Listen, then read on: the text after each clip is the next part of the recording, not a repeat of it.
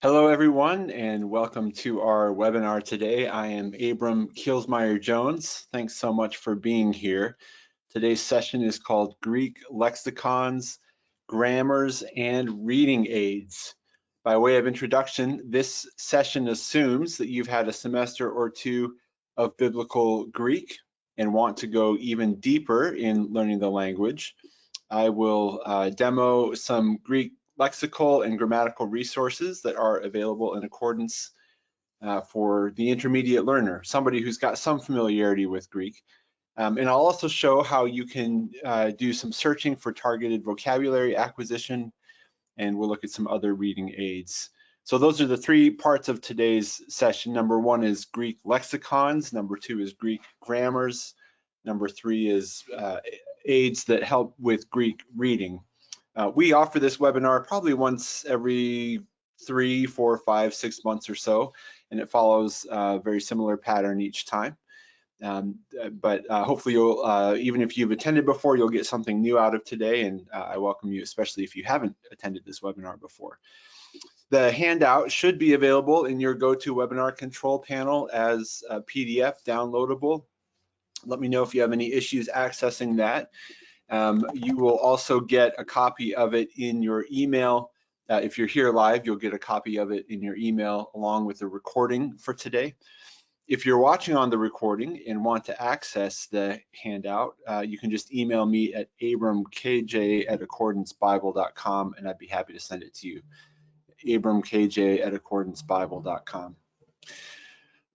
If you've got questions or comments at any time, there's a questions box. It's like a one-way typed chat between you and me. So I'll see any questions or comments you make, and I'll either reply privately or I'll anonymously share your contribution with the whole group and then answer it for everyone. Unless there are questions, let's begin. I want to talk first about lexicons in accordance, and a lexicon is a dictionary. It will give you typically, there are at least three components to a lexicon. Number one, it's going to give you a translation equivalent or a gloss.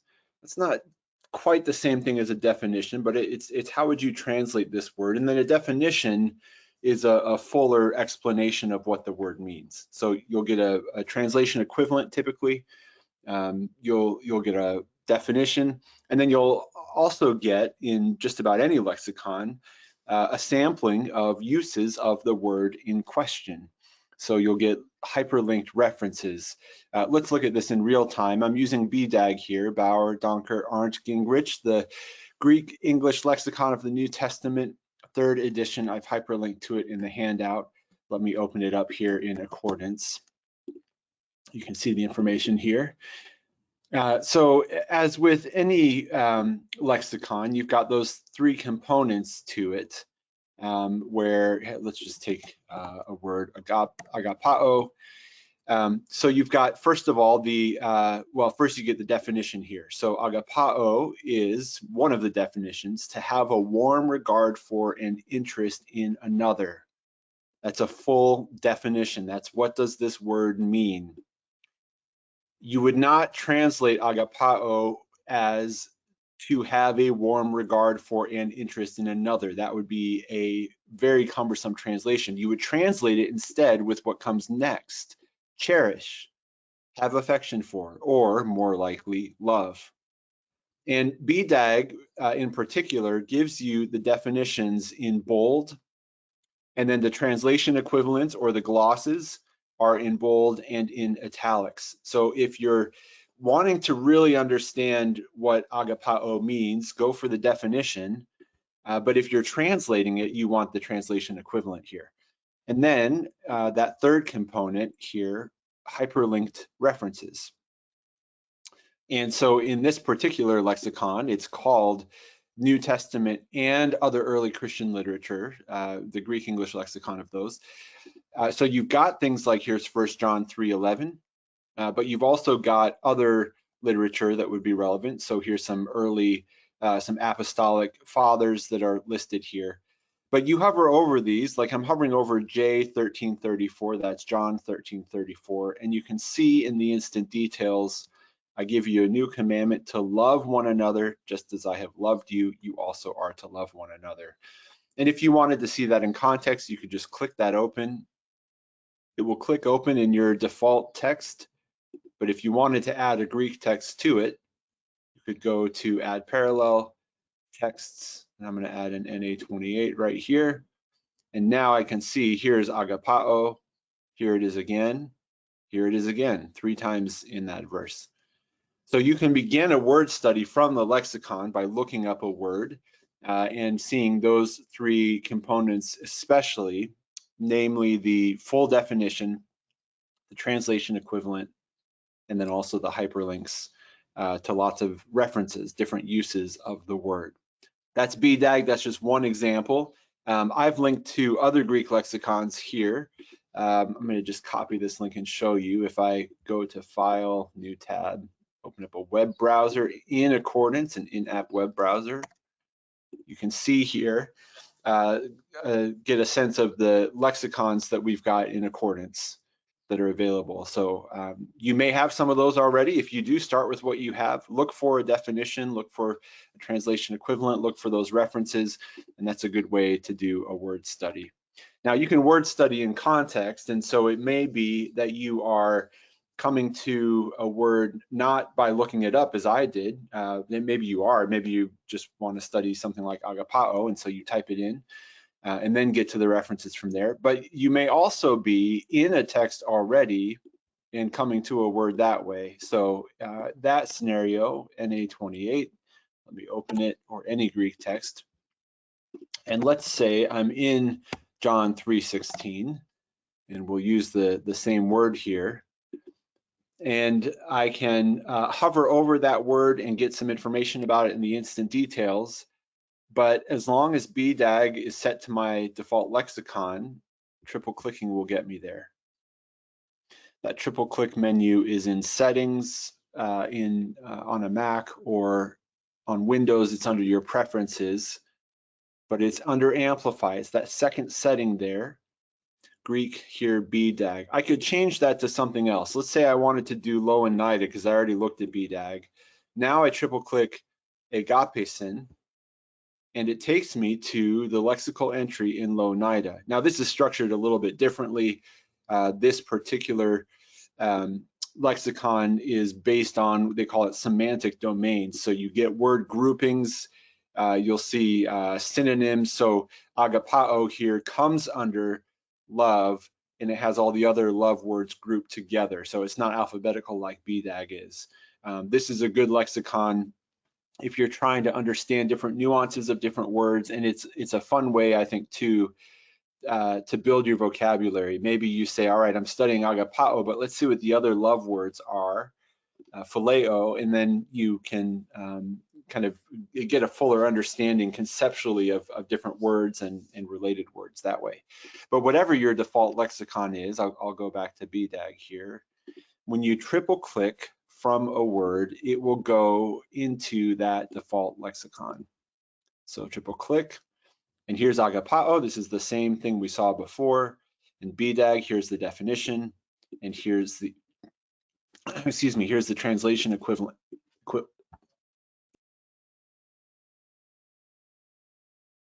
Sorry about that. Here's the translation equivalent afterwards: cherish, have affection for, or love. And from here, I can continue and look at different references. As I did before, I can click open a new zone and look at a new text here and continue my word study.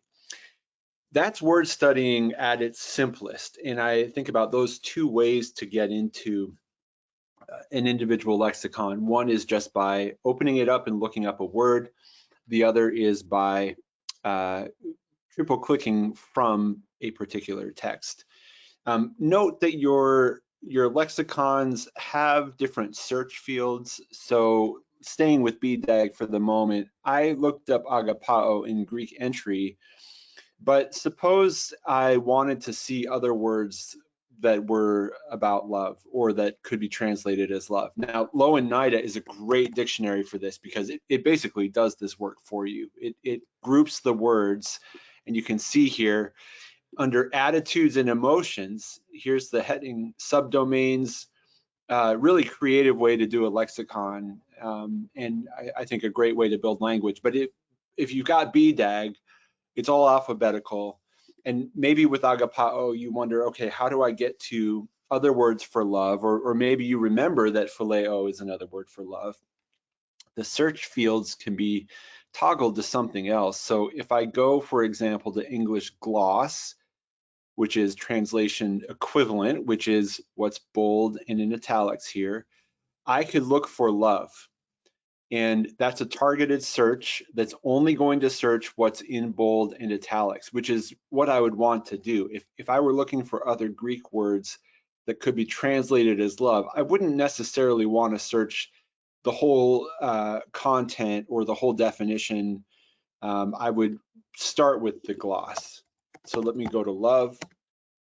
And here's agapao as expected, but if I navigate down by hit, you can see here, I'll open up this sidebar so it shows me there's another meaning for agapao. Here's agape, so that's the noun form. Here's agapitas, worthy of love, so that's a related word, all still the same root, but now we've got something else here, pro agapao, actually the same root there. Here's, what would this be? This would be splanknan, and that has to do with love. And so I'm seeing these different words that are translated as love. Notice that my sidebar here will follow me in the contents, but also right here in the bottom right, there's a little bar there. As I advance the hit button, my cursor is here, but keep your eye over here for a moment. As I advance the hit button, I can see the word there as well. Now, sometimes that's not necessary because I can see it in my main screen. Here's Philadelphos. But if you have a longer entry, like here, I got to the third definition of this word. Here you can see what the head word is. So that's BDAG, that's searching by English gloss. You could do the same thing with definition. You could search for love in definition. If you really wanted to do a robust search, you could search all English content for the word love. You're going to get 211 hits, which is probably more than most people would have time to go through. But the advantage to that is now you're seeing the word love in the body of the entry. So here are some translations of particular examples. BDAG does more than just references. It actually will excerpt the verse sometimes and give you a translation equivalent right there in the lexicon. Let me just pause there. I want to go further with lexicons in just a moment. I want to talk about live click, and we'll do that briefly, but let me just pause and see what questions or comments you might have so far. Oh yeah, I'm just now seeing this comment. Yeah, it shows the word on the bottom right as you navigate the hits. That's right. Yeah, I just saw that comment. We were thinking along the same lines. Any other comments or questions? And take a moment to formulate them if you want. Let me talk about live click and then you can pause again for questions on lexicons. This is one lexicon at a time that we're doing, and I'm doing that in part because as many lexicons as you may have, I don't want to underestimate the value of one single lexicon. I mean, BDAG is chock full of information. It's done by expert lexicographers. It's a great resource. So slowing things down and just looking at one lexicon at a time is a good idea. I also wanted to demonstrate some of the mechanics for you that you could repeat in any lexicon. However, if you are doing a word study and want to look up a word in multiple lexicons at once, you certainly could go one at a time. It's not going to be your most efficient method. Accordance has a couple of ways that you can look up a word, not just in your default lexicon, that's triple click, remember, but I can look up a word in all of my lexicons all at once. There are a few ways to do that. One is I can right click the word, I can go to research, and I can go to Greek lexicons. So again, select the word, right click it, research, lexicons, Greek lexicons. And it's going to take this inflected form, agapesin, which comes from the lexical form of agapao, and it's going to look up the lexical form, which is how it's listed in the dictionary. And it's going to give me all of my Greek lexicons opened to that entry. And now I've got this zone here that I can work with. I can read the entries here in the search results, or I can click it open into a new tab to have a separate window there or a separate zone. One thing I like to do often is I'll just open a few of these, and then I've got a multi-tabbed zone here where I can read through the ones that I've selected, maybe even close the research panel. And now these are the three maybe that I want to look at. Then I'll take my time and read them through.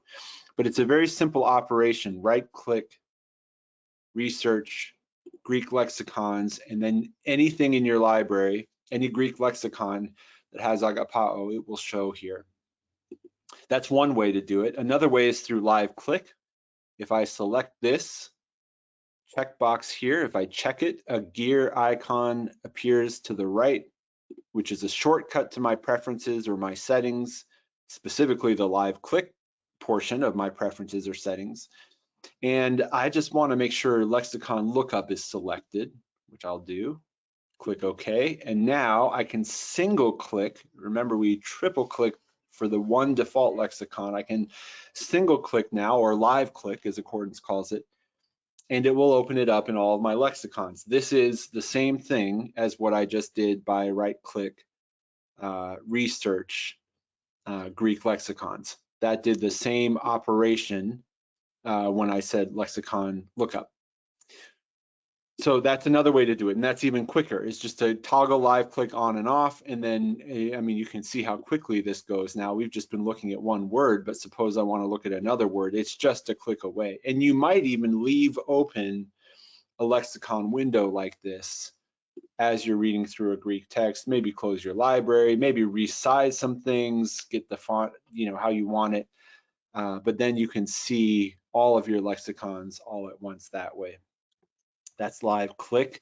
And then finally, in Accordance 14, I'm presenting on Accordance 13 here, but in Accordance 14, there is a dynamic word study feature which allows you to do even more. And so if you've got Accordance 14, I'd encourage you to check that out. There are good help files right here. You can go to Accordance Help and see more about that particular feature, but it will build on the kinds of things that we're doing already. So that's lexicons in Accordance. And just to speak very briefly to the different kinds of lexicons, BDAG is a good kind of all-in-one lexicon. There are some more specifically oriented lexicons like this NIDNTT, which stands for the New International Dictionary of New Testament Theology. Let me make sure I have that right.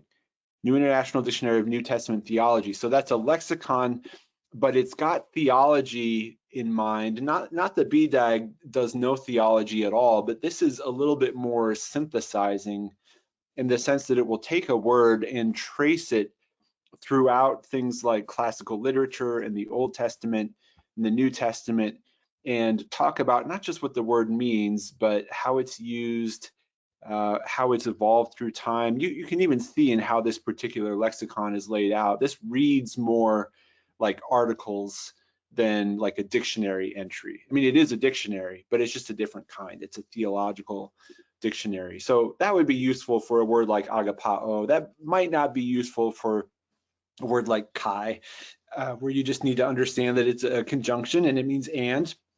There's probably not a whole lot of theology to it, but something like agapao or something like covenant, that lexicon is good for that. But let me stop there. I mean, we could spend hours looking at different lexicons. That's what I wanted to share. I'd love to hear any questions or comments you've got, either on anything I've covered or something that you came here looking for about lexicons, or even if you've got a question about a particular lexicon. I can do my best to answer it. Oh, here's a good question. Let me see if I can answer this. Somebody says, in the live click, why is the preferred lexicon not at the top? I would assume my BDAG would be at the top, but it isn't.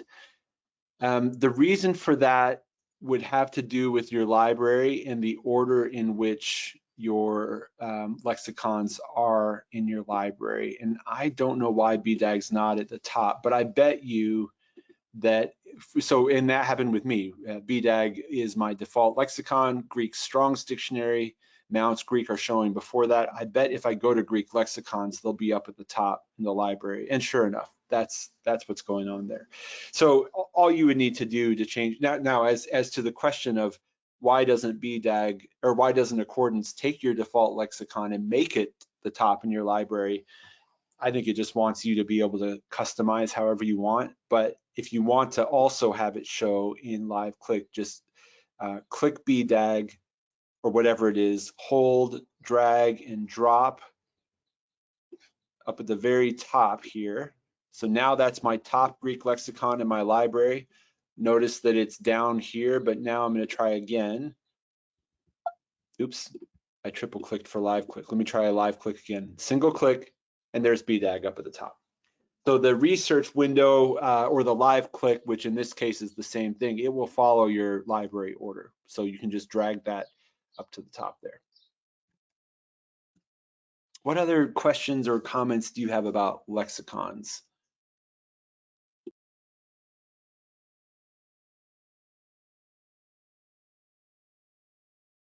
One of my questions is always, how do they do it? It is an immense amount of work to compile a lexicon. So I always find myself grateful for those resources. Let's talk about grammars in accordance, and I'll continue to welcome questions or comments as you've got them.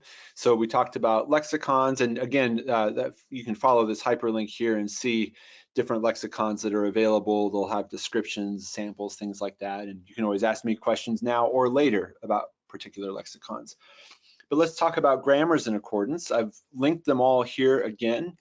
I can copy the link, and if I go to File, New Tab, Web Browser, I'll just show you, we've got a sampling of these, lots of the first year grammars that you might use in a graduate school setting or undergrad, also some more intermediate grammars like Wallace. There's a wide variety of grammars available in accordance. One that I recommend for folks at all levels is Rod Decker's Reading Koine Greek. That is an excellent grammar. I'll show you here. It's hyperlinked in your handout as well. But this is ostensibly it's a first year grammar. I mean, it is a first year grammar textbook. It is meant, it's called an introduction. He's got a workbook integrated into it. And you can see here, he starts with the alphabet. But I've also found this, as someone who's taken Greek, to be a very good review. He gets into some nuances that first semester, second semester Greek textbooks often don't do. And he covers other literature like the Septuagint. There's even a section here, it's in a different book, but he does cover lots of ground. And so this is a great book to review, even if you've already read through a textbook, and it's a good one to start on. But I want to use this to demo the search fields, and this is what we looked at with the lexicons. This is any tool in accordance is going to have search fields so that you can search it different ways. And we won't go through all of these right now, but you know, page numbers, for example, let's say you're in a classroom and folks have it in print and you have it in accordance, and somebody says open to page 153, you can go right there like that. That's pretty convenient and easy. I find myself most often searching a grammar by title, and that is because I will usually come to a grammar with a particular grammatical category in mind. So let's say I have gotten really rusty on my participles. I can search English content or all English for participles, but if I go to titles, I'm going to see basically anything that's in bold and larger font. However accordance tags the titles, it will typically be chapter titles, it might be subheadings as well. But if I go to titles and type in participle, hit enter, 24 hits. So there are 24 headings with the word participle in it. So that's great. Some of them are specific, like participle of a me. But before that, I'll get things like forms of the present middle participle. That's great. It took me right to a chart, to a paradigm. Forms of the present active participle. And as I advance by hit, remember you've got the sidebar here, you've got the bar down here. Basic grammar of the Greek participle. I might choose to start there with that. Titles is probably the way I use the grammars the most. And if you really wanted to go in depth, let's say you've mastered everything in those 24 hits, you could go to English content or even all English and type participle. He mentions it 419 times. Again, maybe that's more than what you're able to cover, but a more obscure grammatical category like optative, you might search all English for that. That's 50 hits. And I wonder if there's a title for that. That is not always covered. Yeah, there it is, optative mood. And that's the may God give you, or may so-and-so do this. So you can search by titles, you can search by English content or all English, which will combine titles and English content. You could also search by scripture. So maybe I'm in John 3 or John 13 or wherever I am, and maybe I just want to see, all right, what does Decker say about this chapter, if anything? So let's go to John 13. And he's got 8 hits. And these are usually going to be examples of something. And you can see here that it's under syntax, part 1 conjunctions. And sure enough, here's Kai. Advanced by hit, here's another one.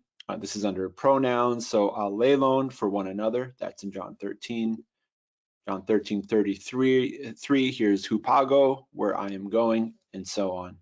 You could search by a chapter, you could search by a particular verse. Does he have anything on John 3:16, you might wonder? He's got 3 different things. Here's, this is an example of something, looks like declension and gender. We've got something else here, modifiers.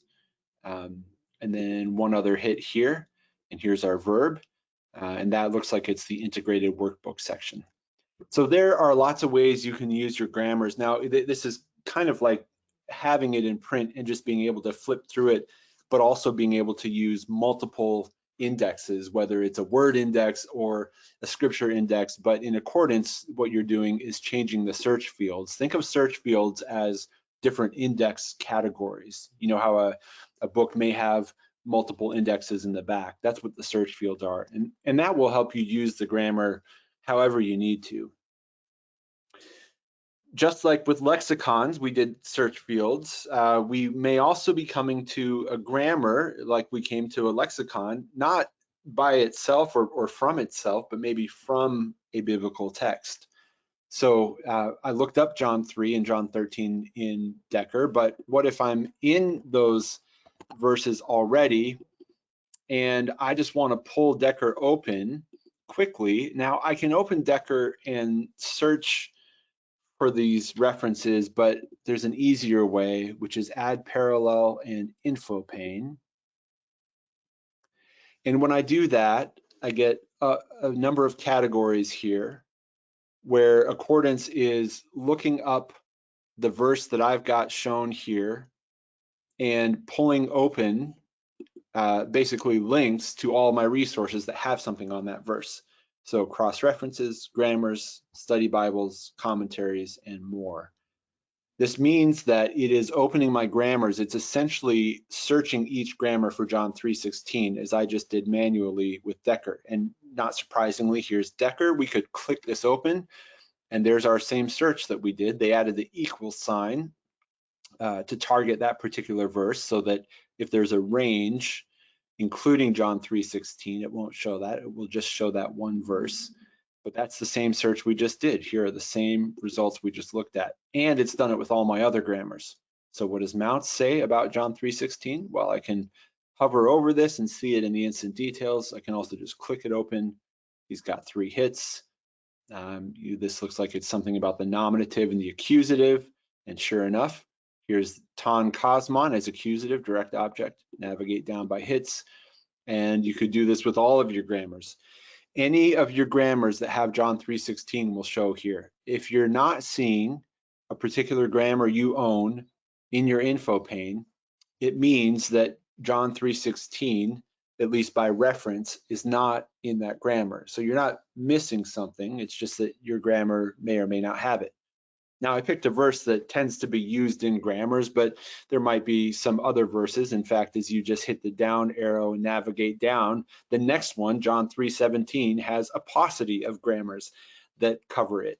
And some verses, I'm just hitting the down button, have nothing, which is as expected. These grammars are not verse by verse commentaries. They're grouped by grammatical category, and they may give an example of the particular category that you're looking at in John 3:20, but they may list a different verse. But you don't have to wonder.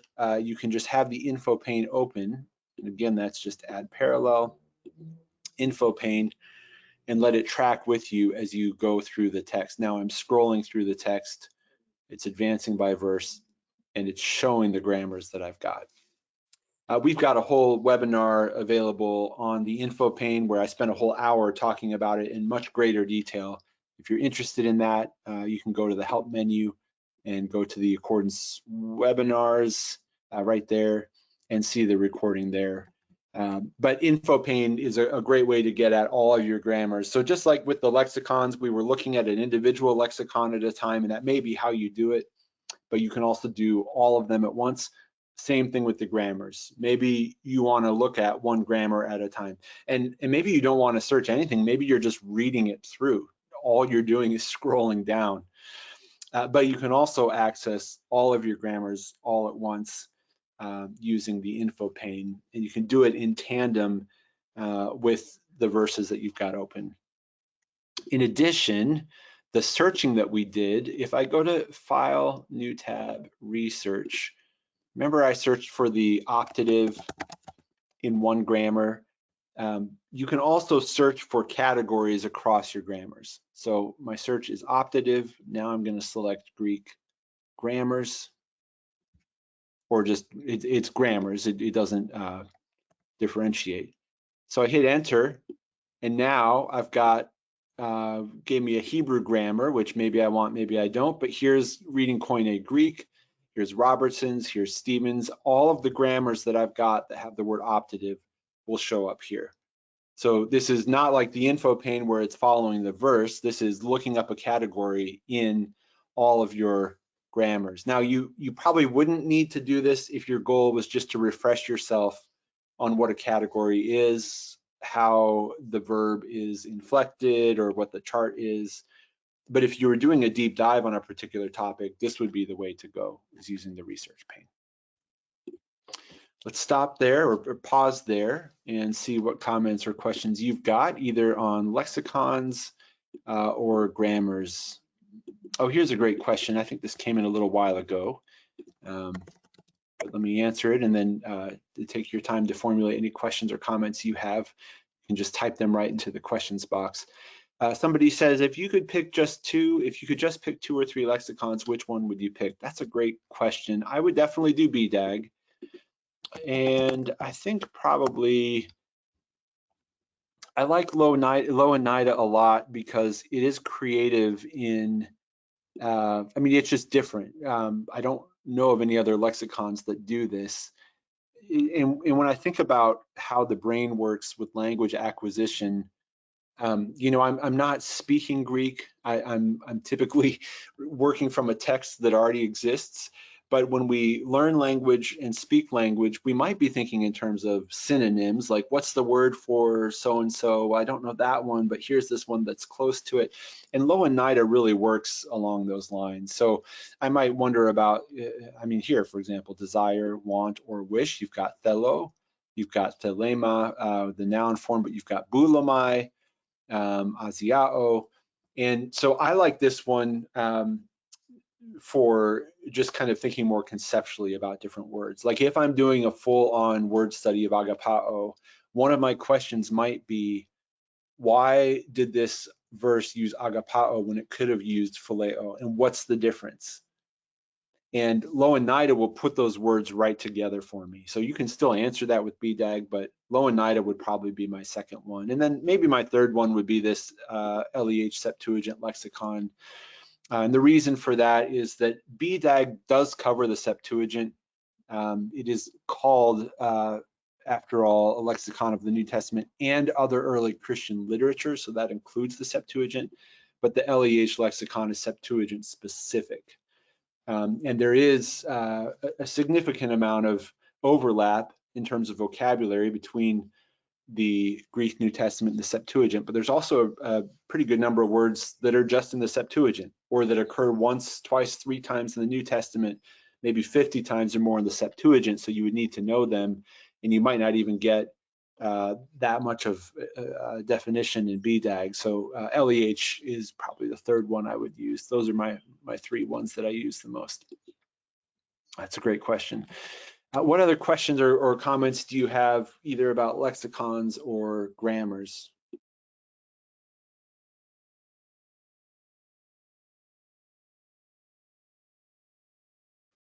All right, let's talk about reading aids. And by this, I just mean you're reading through the Greek New Testament or the Septuagint and you want some help. Now, obviously, lexicons and grammars are going to be 2 great sources of help, but that's not all. There are a few things I mentioned here. They're all in the handout. The first one is an audio Greek New Testament. I've hyperlinked to that. There's a particular tool that's available in Accordance, and I'll pull it up here. It's read by John Schwant, and it just looks like this. I mean, it doesn't, visually, it doesn't look like much. It's just links to sound files. But if you've got your Bible open and then go to add parallel, I can just pull it from my recent modules here. What I'll often do is resize the screen. It doesn't need to take up much space because, again, it's got a verse, it's got a hyperlink to the verse, and then it's got the audio. So you can listen to the audio as a full chapter. So I'm at John 3, and I could just click on this, and you'll hear this through my speakers.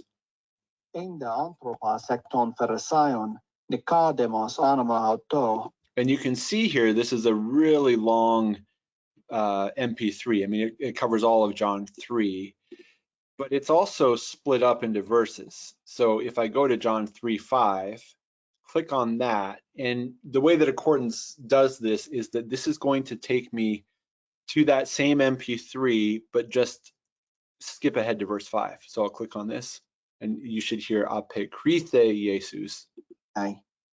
Apekrite Jesus. Amen, amen, legosoi. So there you are, and it will actually keep playing it from there. So if you just want to hear verse 5, follow along and then stop it. But I'll do this sometimes if I'm reading through a text and don't know how to pronounce a particular word, or I'm struggling with it, or I just want to make sure I've got it right. This GNT audio tool, hyperlinked here in your handout, is one I use a lot.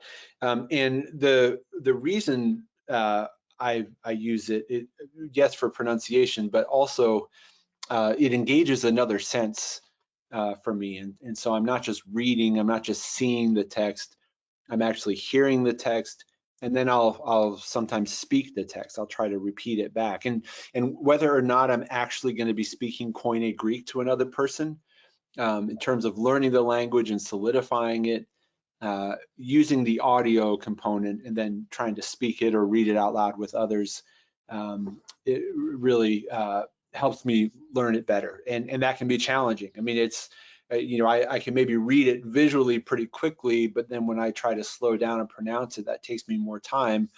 But then I think more about things like inflection and spelling and different word combinations and diphthongs and things like that. So I highly recommend using an audio tool. And even if you don't have this particular resource in Accordance, just reading the text out loud as best as you can, I think is a good idea.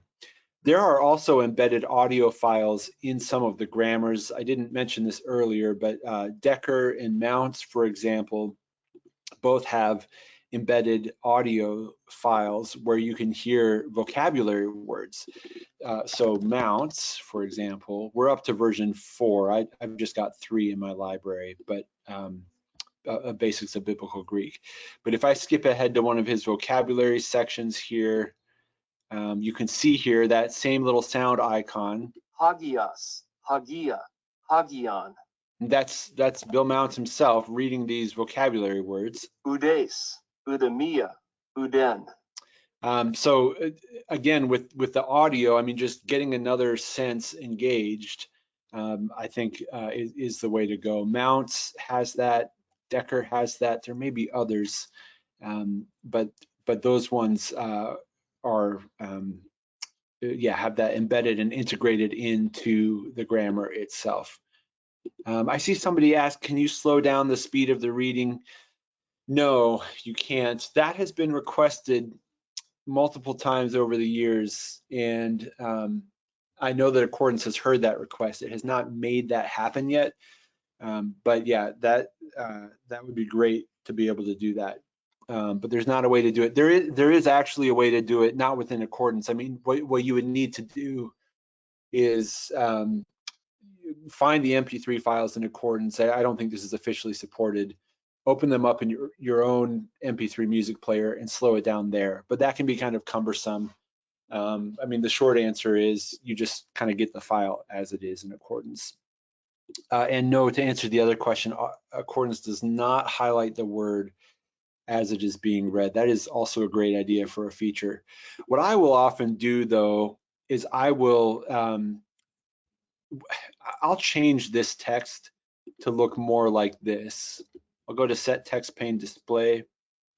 I'm showing the text as paragraphs. I'm going to show it as separate verses with a space even. And that splits up the text like that. So now when I'm reading through an individual verse, it's just visually a little bit easier to catch it all. So I'll actually follow the words with my cursor myself, if that helps. But yeah, Accordance doesn't have that automatically. That's a great idea for a feature though. Let's do any other questions or comments that you've got. We'll talk about some other Greek reading aids here, but I want to be current with these questions. Somebody says, I learned Greek in modern pronunciation. Amplify, language, speak will give Greek words in modern pronunciation. So if you right click, let's see, amplify, language, speak. SA equals RK1AAs. Yeah, I think that's automated unless you have something I don't or know something I don't. But yeah, I think that is an automated pronunciation. But yeah, that sounds right that it would be the modern pronunciation because I think it draws on your computer speaking function rather than something that Accordance themselves wrote. I'm not 100% sure about that. Yeah, do note in terms of the pronunciation, I mean, you can just follow the hyperlink here. Let me just get this link open. This should tell you, yeah, the Erasmian style pronunciation. That's what I was looking for. Yeah, so that tells you what it is. There is not in Accordance, I don't think, actually, I'm almost positive, there's not a modern Greek pronunciation available. There may be, I'm sure there's something online you could find for that if that's of interest to you. Yeah, thanks for that comment. Let's talk about Rod Decker again. Wonderful resource, Koine Greek Reader. This is, if I had to pick one biblical languages resource to have other than the Bible itself, it would be this one, Koine Greek Reader. It's inexpensive for one. For another, it does just about everything. It is meant for folks who have had some Greek already. So you would use his grammar first. But again, if you've got a semester or two, it's called Selections from the New Testament, Septuagint, and Early Christian Writers. So a reader is just like a guided and graded set of readings that are annotated and explained because they may be harder than what you can read, but it's going to walk you along through the reading. And so it it does do this very well, not just with the New Testament, but with other Greek. But more than that, each section has a grammar component and has vocabulary. So if you, let me find a good example of this. We'll go to the New Testament reading. So here's, let's take Mark 9, 30 through 50. So you've got a reading of Mark 9, and you've got an introduction, you've got the Greek text, you've got his notes on the individual verses, but there's also in this chapter a grammar review on adjectives. And here's a verb chart, a form review, and then some vocabulary notes. Now this vocabulary here is going to tie to the passage in question, but it's also going to be grouped by frequency, so you can help kind of target, like, all right, I know my vocabulary 50 times and more, I'm good there, so let's look at these ones, 25 to 49. Maybe you say this time through, I'm going to skip 24 or fewer. That would be my goal for next semester. But it's really well organized, and this one resource, yes, very good for reading a particular text with his notes, verse by verse.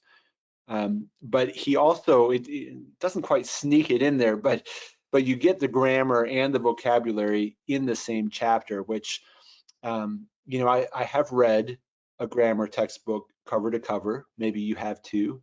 I have memorized vocabulary lists, very long ones, and that's great, but it may be that a more integrated approach is more motivating, and Decker does that. You get a little bit of grammar review, you get a little bit of vocab, and then you get a passage all at once, and that passage is annotated. So I can't say enough good things about this particular resource. It just does so much, and in a relatively short amount of space. Not only that, but it takes you outside of the New Testament, which is good for your Greek learning. You know, one of the challenges with learning New Testament Greek is if you know the New Testament really well and you're reading the Greek of it, you may be able to translate it well because you know the English well, which is great. That's certainly not a bad thing. That's a good thing. But in terms of actually learning the Greek, sometimes it can help to challenge ourselves with maybe less familiar texts. So maybe you don't know Deuteronomy 4 as well as you know John 3. And so you've got it here. You can also get a sense of the Septuagint and how it works. How is it similar to and different from the Greek New Testament? And he'll have annotations that, like here, for example, in the New Testament, hos is usually comparative, but it can be temporal, as here. So he'll even talk about some of the ways that Greek functions a little differently in the Septuagint. You've also got apostolic fathers and the early creeds here. Huge bonus is this lengthy appendix on using BDAG. He talks all about that dictionary. I think in its PDF form, this is something like a 20-some page article, and it's included here. You can find just this article. I think he made it available freely online if you want to search just for this, but it's also integrated into this Koine reader. So I could go on endlessly about that, but it's just a great all-in-one resource for Greek readers and learners. It does so much. So I've hyperlinked to it there. It's not very expensive. It's one of the rare books I have both in print and in accordance. And I use both editions of it. Two other things I want to mention before we wrap up. One is grammar oriented, the other is vocabulary oriented. So this is along the lines of particular reading aids in accordance. One is diagrams, and the other is syntax trees. Those go together to help with grammar. So if I have my Greek text open and I want to see how the different words function together, I can go to add parallel, go to diagram, Greek New Testament. These diagrams may look familiar to you. Maybe you learned them when you learned Greek. Maybe you learned them in English. I actually learned sentence diagramming in 5th grade English. And I know that is not as commonly taught anymore, but I'm grateful I did because it has helped me with language. But anyway, you've got the grammar diagrams, the Greek diagrams here. The 1-minute version of how these work is that you've got a vertical line that splits a horizontal line, and everything at the left of the vertical line is the subject and all of its modifiers, and everything to the right of the vertical line is the predicate and all of its modifiers. There's much more to say about this tool, but especially if you've got some familiarity with it, with this kind of diagramming, this is a great way to understand what's going on in this text, especially when word order is different in Greek than it is in English. It's especially if you're trying to follow Paul's argument and trace the participles, and does this fifth participle still go with the same main verb that was 3 verses ago? You'll be able to see that a lot more easily in the diagram of the Greek New Testament. And similarly, there's what's called a syntax tree. It's just right above diagram in the add parallel menu. Syntax of the Greek New Testament. This is a different way of structurally explaining the verse, of visually showing it. The terminology here, if you go to instant details, you can hover over it and see that C is for complement, P is for predicate. There is some overlap here. N is for independent clause. And so this will take some learning and some getting used to, but this is here as well. You can even put this down and show it in either orientation. But as you look at this, and you might need to resize your screen to really get the full effect, you can see here how the words are grouped together as smaller units at the clause level, and then the larger level, and then as whole verses and as whole independent clauses. So that's another good tool that I think, especially with the grammar and the structure of the text, can be useful. And then finally, I'll end with this, and then we'll leave some time for questions. You might also think in terms of targeted vocabulary acquisition, which we've mentioned already. Some of your grammars will help you with that already. But you can yourself get a sense of of word counts. What words occur most frequently in the Greek New Testament, or can I see them all?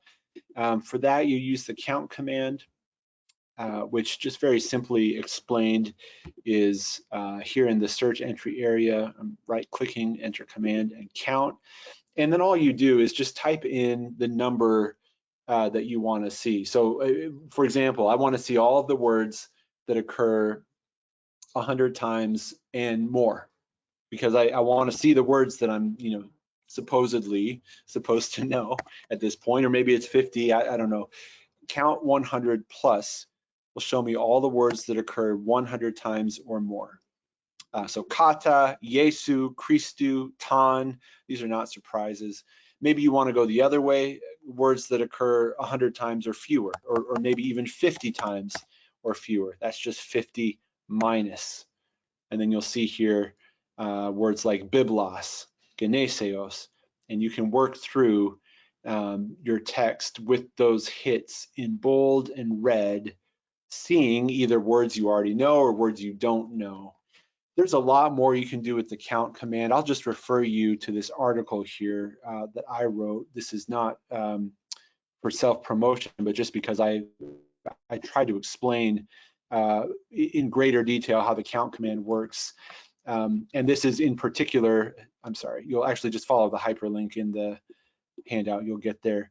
But in particular, this is Septuagint vocabulary for Greek New Testament readers. So this answers the question, how would you use the count command in accordance if you're in pretty decent shape on the New Testament with Greek, but the Septuagint is next, and you're really struggling to get through even the Psalms because it's poetry or whatever it is.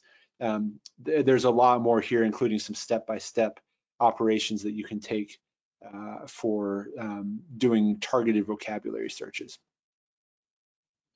All right, I'll stop there, and I would love to hear from you, any comments or questions you've got. Just to review, we've looked at lexicons in accordance, the different ways to use those either independently or together with as an info pane, or I'm sorry, with the research search where we do the word study or live click.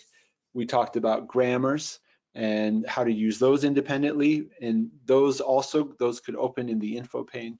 And we talked about these different Greek reading aids, the audio, the Koine Greek Reader by Decker, that particular resource that is so good. Very brief overview of diagrams and syntax trees, and then I mentioned the count command. This article is for further reading if you're so inclined. But let me see what questions you have. We'll use the last few minutes here for questions. And I'll especially, if you haven't asked a question yet, I'll especially prioritize that if we haven't heard from some folks.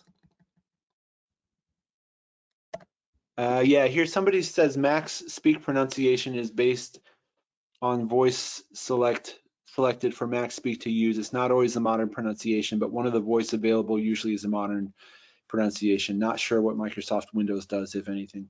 Yeah, okay, so that's as I suspected, that speak function in accordance is native to your computer, not to the app. And so, you know, I guess it maybe confirm its accuracy would be what I would say. So yeah, thanks for that comment. Somebody said, what is the difference between this Decker book and his other Koine Greek reader? Yeah, so the two books that we've looked at are Reading Koine Greek and the Greek Reader or Koine Reader. By the way, these two different things here, Koine's or Decker's Koine Reader Apostolic and NT-LXX, this is the same thing. It's a little confusing. Accordance had to figure out how to do this because it wanted to be able to, for you to be able to open this up together with these texts. And because the Apostolic Fathers are a different text, it separated this module out, but it's the same thing. If I open up Koine Reader Apostolic, it takes me to the same resource as this one here. So either one of these will work by way of opening it up. But the Reading Koine Greek is a standalone grammar. He still has guided selections for reading. I mean, it's still very robust, but it's assuming, because it's an introduction, it's assuming you've never had Greek. The Koine Reader is assuming you've had some, and you're just diving right into those passages. But even then, like I said, it's got still some grammatical review and some vocabulary. So yeah, Reading Koine Greek, if you've never had any Greek, if you've had some Greek, his Koine Reader would be the way to go. Somebody said, is there a webinar on parsing using syntax? No, you know, actually, I'm not sure. That's a good question. I haven't done one in a very long time. I did a Hebrew one, but I don't know that we recorded it. The place to look would be under help and webinars. But if you don't find it, please feel free to email me and ask again. And I mean, if you send me that question in an email, I will, I'll do some more digging for you. But if we have it, it would be on that page. Yeah, somebody said there was an E-Academy for it. You might find it on that page. If you don't find it on that page, I would just go to whatever search engine you use and Google Accordance Syntax Webinar. I've seen a Hebrew one. I think it might be on YouTube. But yeah, I know they've been done before. It's just maybe not in a while. All right, let me stop the recording and then I'll stay on for just another minute with the rest of you, or those of you who are here live. But if you're watching on the recording, again, you can email me at abramkj@accordancebible.com for the handout.